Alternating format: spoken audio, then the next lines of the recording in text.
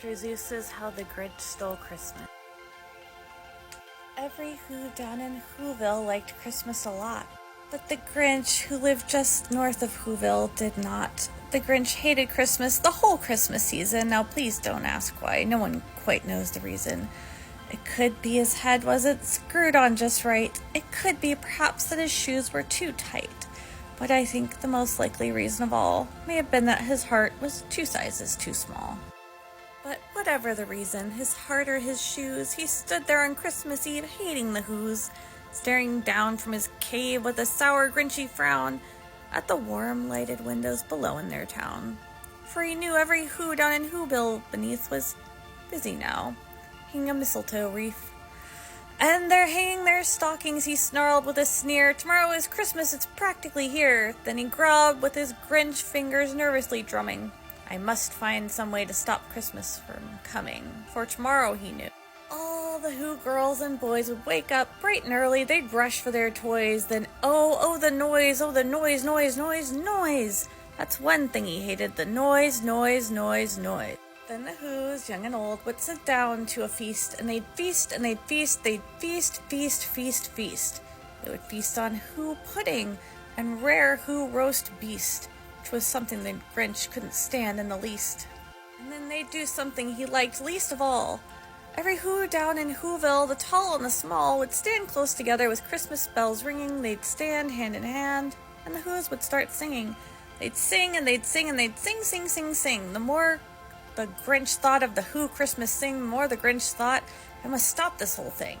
Why, for 53 years I've put up with it now. I must stop this Christmas from coming. But how? Then he got an idea. An awful idea. The Grinch got a wonderful, awful idea. You know just what to do. The Grinch laughed in his throat, and he made a quick Santa Claus hat and a coat. And he chuckled and clucked, what a great Grinchy trick. With this hat and this coat, I look just like St. Nick. All I need is a reindeer. The Grinch looked around, but since reindeer are scarce, there were none to be found. Did that stop the old Grinch? No. The Grinch simply said, if I can't find a reindeer, I'll make one instead. So he called his dog Max. Then he took some red thread. He tied a big horn on the top of his head. He loaded some bags and some empty old sacks in a ramshackle sleigh, and he hitched up old Max. And the Grinch said, get up!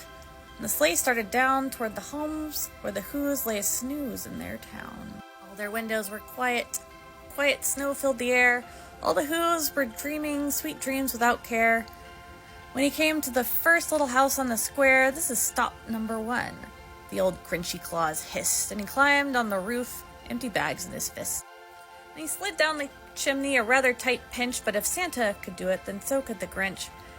He got stuck only once for a moment or two, then he stuck his head out of the fireplace flue. Where the little Whose stockings were all hung in a row, these stockings, he grinned, are the first things to go.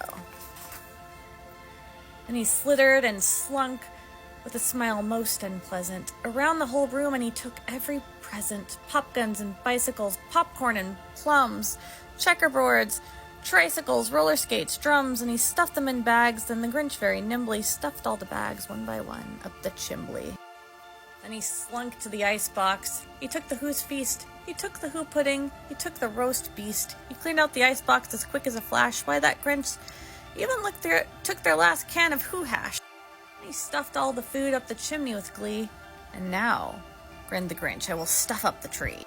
And the Grinch grabbed the tree and he started to shove. Then he heard a small sound like the coo of a dove. He turned around fast and he saw a small Who, little Cindy Lou Who was not more than 2. The Grinch had been caught by this tiny Who daughter, who got out of bed for a cup of cold water. She stared at the Grinch and said, Santa Claus, why? Why are you taking our Christmas tree? Why? But you know that old Grinch was so smart and so slick, he thought up a lie and he thought it up quick. Why, my sweet little tot, the fake Santa Claus lied. There's a light on this tree that won't light on one side, so I'm taking it home to my workshop, my dear, and I'll fix it up there and I'll bring it back here. And his fib fooled the child, and he patted her head, and he got her a drink, and he sent her to bed.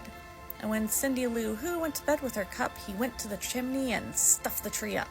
And the last thing he took was the log for their fire. Then he went up the chimney himself, the old liar.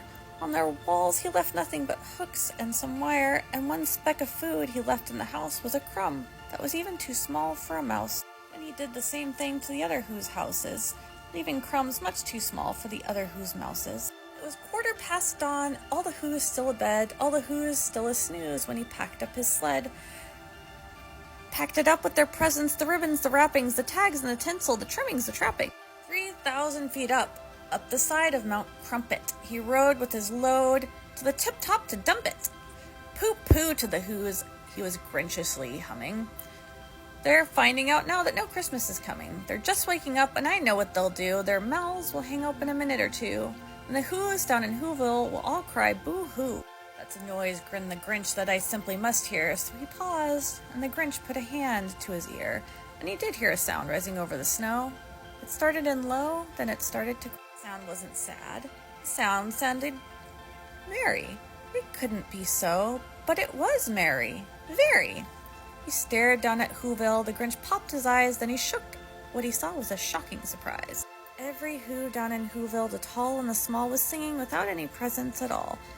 We hadn't stopped Christmas from coming. It came. Somehow or another, it came just the same. And the Grinch, with his Grinch feet ice cold in the snow, stood puzzling and puzzling. How could it be so? It came without packages, boxes, or bags. It came without ribbons. It came without tags. And he puzzled 3 hours till his puzzler was sore. Then the Grinch thought of something he hadn't before. Maybe Christmas, he thought, doesn't come from a store. Maybe Christmas, perhaps, means a little bit more. And what happened then? Well, in Whoville, they say that the Grinch's small heart grew 3 sizes that day. And the minute his heart didn't feel quite so tight, he whizzed with his load through the bright morning light, and he brought back the toys and the food for the feast day. He himself, the Grinch, he carved the roast beast.